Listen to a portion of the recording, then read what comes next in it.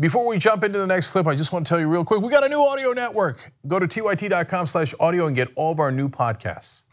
An organization known as Public Citizen looked into the way Donald Trump's administration handles corporate violations. Now there are watchdogs who try to ensure that the government does right by the people, and in cases where Americans have been taken advantage of, consumers have been screwed over, the federal government is supposed to make them pay, corporations pay penalties for those violations, or at least take some action against these agencies. Well, things have been very different under Donald Trump, someone who claimed that he was going to drain the swamp, someone who ran a populist campaign, indicating that he would look out for the little guy. He's done the exact opposite. So let's look at the numbers. In 11 of the 12 federal agencies led by a Trump-appointed official during the president's first year, penalties imposed on corporate violators dropped in the majority of cases, more than 50%. And that doesn't even do it justice, because when we break down which of the different departments are cutting the fines, et cetera, and not finding the violators, you will see that it is the overwhelming amount of the money. Yes. So the one department that is increasing the fines is against other countries, and is a tiny, tiny amount. The real money is in the ones that are supposed to be overseeing the stock market and corporations that pollute. So, and I'll give you the details on that. So let's look at specific governmental agencies. Penalties dropped at the Justice Department by 90%, the Commodity Futures Trading Commission by 80%, and the Securities and Exchange Commission by 68%. So those three right there are the most important bodies regulating corporations, especially the Commodities Futures Trading Commission and the SEC. Those regulate Wall Street and the other giant corporations. So that's basically saying, have at it. Yeah, we're gonna take the cops off the street, especially Wall Street. So robbers, go nuts. Do whatever you want. There's gonna be no regulation. You wanna do risky derivatives trading, go for it. You wanna do any kind of trading that might or might not be legal, go for it. Because we just cut all the fines. We're not going to police you. Yeah, we're done. Exactly. You can do anything you want. Look, these guys never believed in the rule of law. It's just a sophisticated robbery. That's all it is. The rich put in these guys to take the cops off the street so they could rob the place blind. And that's what they're doing right now. I mean, look, there's the legal robbery, which is the corporate tax cuts. They cut the corporate rate from 35 to 21%.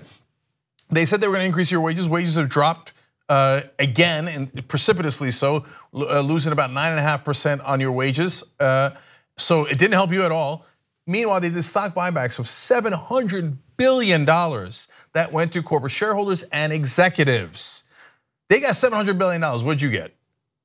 Okay, now you know who they work for. And that was the legal portion. This is the one where they go, oh, laws? What laws? Yeah, look, when Mick Mulvaney was temporarily serving as the head of the Consumer Financial Protection Bureau, and I talked about this on No Filter in great detail, he did everything that he could to dismantle it, to essentially destroy it so it has no regulatory power. And what has happened is all of a sudden we're seeing this reemergence of predatory lending. You have non-bank lenders giving out these predatory loans to individuals who have extremely bad credit. I mean, that's just one example.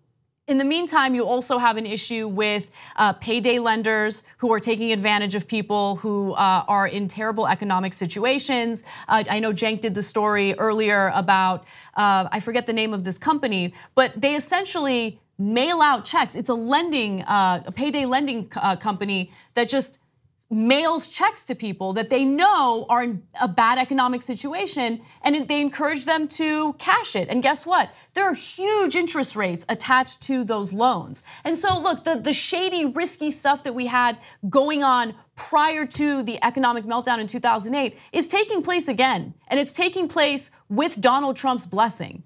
So let's break down more problems with this. The penalties were to the tune of billions of dollars. Now, first of all, were the penalties right or wrong?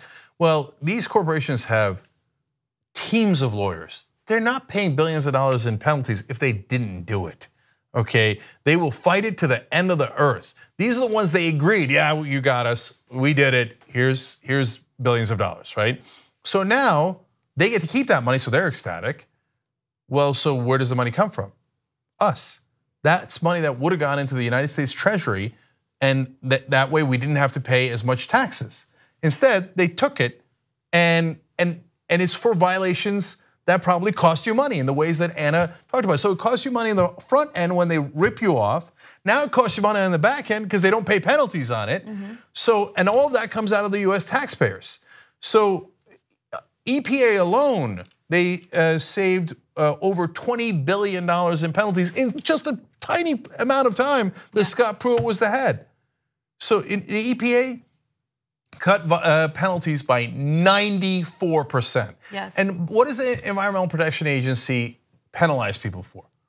For, among other things, pollution. So they could put toxic stuff in streams near your house.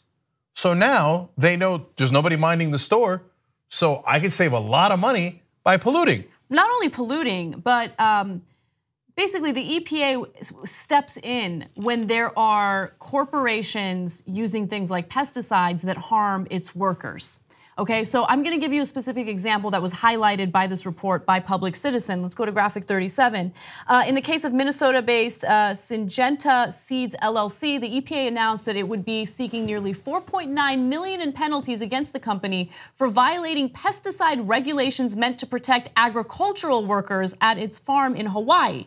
Well, in the first full month of the Trump administration, the EPA actually agreed to have the company's penalty lowered to $150,000 and have it spend $400,000 on a worker safety curriculum and training program. But here's the thing about worker safety, it wasn't the workers' problem here. The workers didn't make the mistake, right? The workers were being purposely exposed to dangerous pesticides by this corporation. So the people that need to be educated here and penalized are the people who run this corporation.